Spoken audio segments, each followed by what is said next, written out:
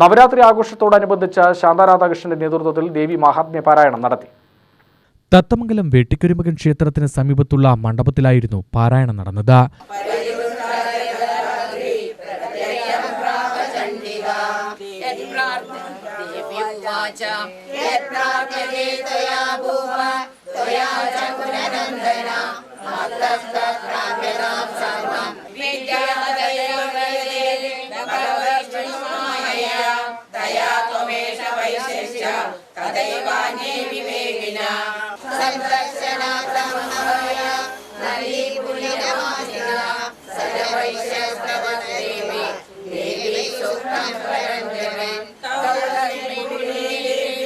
ബാബുസ്വാമിയുടെ നേതൃത്വത്തിൽ ഗായത്രി മന്ത്ര ജപവും ഉണ്ടായിരുന്നു.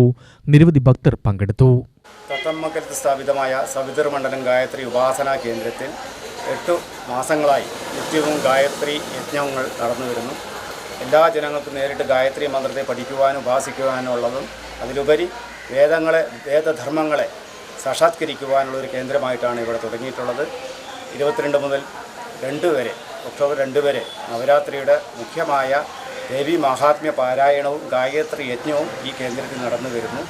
സർവമംഗളത്തിനും ലോകശാന്തിക്കുമാണ് ഈ കേന്ദ്രത്തിൽ ചെയ്തു വരുന്ന പ്രവർത്തികളും സനാതന ധർമ്മത്തിൻ്റെ മൂല്യങ്ങൾ ലോകത്ത് പ്രകാശിക്കുവാനുള്ള ഒരു ഊർജ്ജ കേന്ദ്രമായിട്ടാണ് ഈ യജ്ഞം നടക്കുന്നത്.